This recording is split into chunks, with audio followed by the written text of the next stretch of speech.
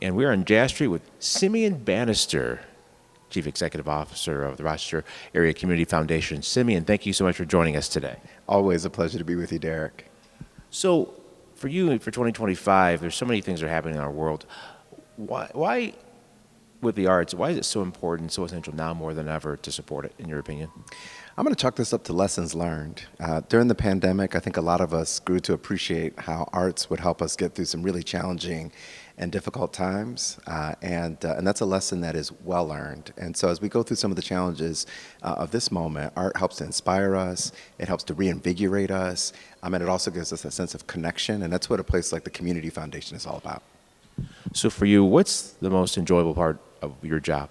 Yeah, enjoyable part of the job, frankly, is coming out to events like this. And, you know, it's a lot of behind the scenes work at a place like the Community Foundation. We're giving out grants last year, $40 million, over $40 million in grants that we distributed throughout the region. And you don't always get the chance to see those dollars at work. So it's really fun to come out and to see people smiling and having a good time, rocking to the music, and really connecting with folks across the community. And what's the most challenging part about your job? Yeah, I'd say the most challenging part about the job is, you know, as we started, these are some difficult times. And in some ways it feels like the idea of community has gotten away from us a little bit. A lot of isolation is defining these times.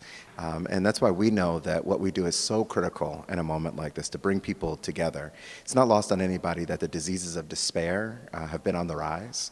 But the opportunity for us to reconnect people, to build that sense of deep and resilient community is really going to be critical for our future moving forward.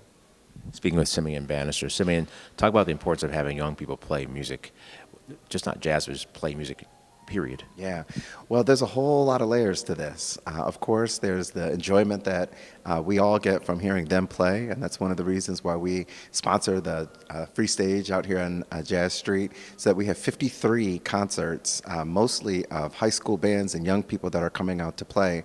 We know the neuroscience, that those circuits in the brain get wired up, and creativity gets unlocked when young people are engaged in music. And most importantly, I just love the idea that these young people get to come out and create. They get to create something that is lasting and that's real.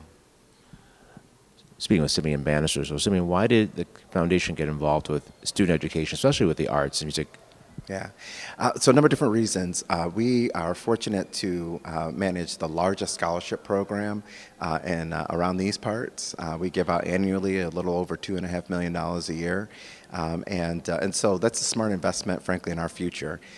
Someone said to me that young people make up today about 25-30% of the population here in our region, but it is absolutely true that they make up 100% of the future. And so making that investment in the legacy of this community is certainly consistent with the work that we do at the Community Foundation. That's all about building and maintaining legacy. Thank you for making the Flower City bloom, man. Absolutely, and thank you for giving us the tunes that keep us smiling.